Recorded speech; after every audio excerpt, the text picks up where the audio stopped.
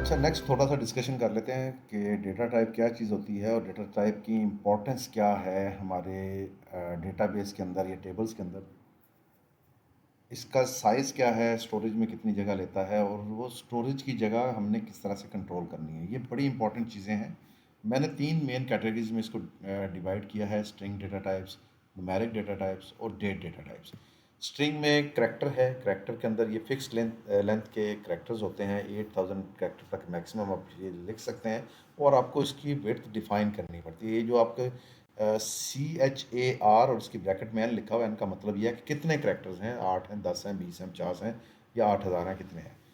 Max करेंगे उसकी जगह पे तो वो ऑटोमेटिकली 8000 करैक्टर्स तक सेव कर सकते हैं।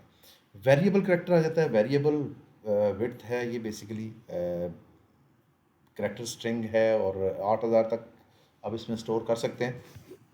2 बाइट जगह लेता है प्लस नंबर ऑफ करैक्टर्स। अगर आपने 255 करैक्टर्स लिए हैं, 255 करैक्टर्स प्लस 2 बाइट्स, ये जगह ये स्टोर करेगा।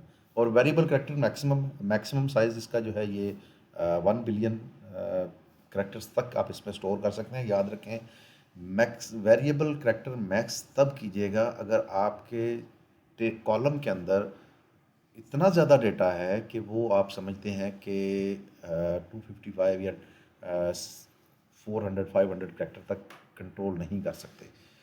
जब तक हम बात करते हैं SQL सर्वर, जो कि हमने अपने सिस्टम इंस्टॉल किया सीखने के लिए, ठीक है, चल जाएगा, आपकी स्टोरेज ख़त्म होगी। लेकिन ज़रा सोचें कि अगर यही चीज़ अगर आप करते हैं गूगल क्लाउड के ऊपर, स्नोफ्लेक के ऊपर या एज़्योर के ऊपर, तो फिर क्या होगा? वहाँ पर तो आप स्टोरेज के पैसे दे रहे हैं। आप स्टोरेज के पैसे दे रहे हैं, आप रैम के पैसे दे रहे हैं, आप प्रोसेसर के पैसे दे रहे हैं। तो इतना बड़ा, अगर आप एक कॉलम में थोड़ा सा डेटा है और बहुत ज़्यादा उसमें टेबल में आप करैक्टर्स डिफाइन कर देते हैं, वेरिएबल करैक्टर लेंथ ज़्यादा डिफाइन कर देते हैं, तो जब जब कैलकुलेशन करेंगे वो उतना ज़्यादा करैक्टर्स को वो यूज़ कर रहा होगा। तो ये ध्यान से कीजिएगा। टेक्स्ट है, 2 GB तक टेक्स्ट डेटा है। ये भी उसी सूरत में हम यूज़ करते हैं, मैक्सिमम करैक्टर की बिहाफ पे इसको करते हैं। लेकिन ये 4 bytes plus number of characters के ऊपर जाके ये चीज़ों को स्टोर कर रहा होता है। N4 है, ये फिक्स्ड यूनिकोड के साथ बेसिकली होता है। यूनिकोड में आपके वो करैक्टर्स भी आ जाते हैं जो कि जिस तरह $साइन है और इस तरह स्पेशल करैक्टर्स हैं। डिफाइंड विड्थ है मल्टीप्लाई बाई 2, डबल हो गए। और N वेरिएबल करैक्टर है, ये भी 4000 करैक्टर्स तक हैं। N वेरिएबल करैक्टर मैक्स है।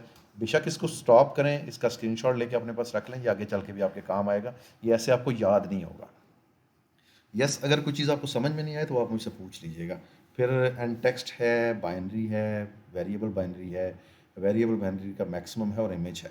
इनमें जो ज़्यादा इस्तेमाल होने वाले हैं वो वेरिएबल करैक्टर और एन करैक्टर जो है, ये सबसे ज़्यादा यूज़ होता है। बाकी भी यूज़ेबल है, लेकिन ये मैक्सिमम जो हम यूज़ कर रहे होते हैं अपने डेटा टेबल्स को डिफाइन करने के लिए, तो हम यही जो 2 3 स्ट्रिंग डेटा टाइप्स हैं ये यूज़ करते हैं।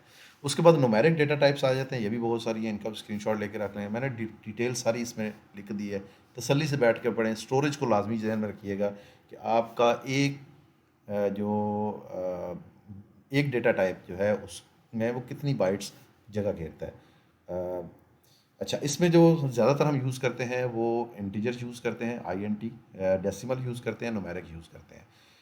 फ्लोट समटाइम यूज़ होता है, स्मॉल इंट समटाइम यूज़ होता है। टिनी इंट ऑलमोस्ट हम नहीं यूज़ करते। और बिट हम यूज़ करते हैं जब हमने 0 1 या नल वैल्यू जो है, नल का मतलब होता है ब्लैंक, ये वैल्यू स्टोर करनी हो। इसी तरह से हमारे पास डेट टाइम के डेटा टाइप्स हैं। इसमें सबसे ज़्यादा यूज़ होने वाला डेट है, डेट टाइम है और टाइम है।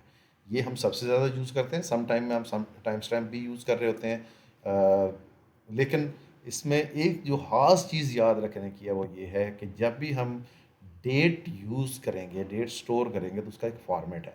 उसका फॉर्मेट क्या है? उस सबसे पहले 4 करैक्टर का ईयर आता है, जैसे 2023 डैश। फिर उसके बाद उसका जो मंथ है वो आता है, 2 करैक्टर का मंथ है, और वो जैसे अभी 07। फिर उसके बाद 2 करैक्टर की डेट आती है, डैश 02। और ये हमारा बन जाता है डेट का फॉर्मेट।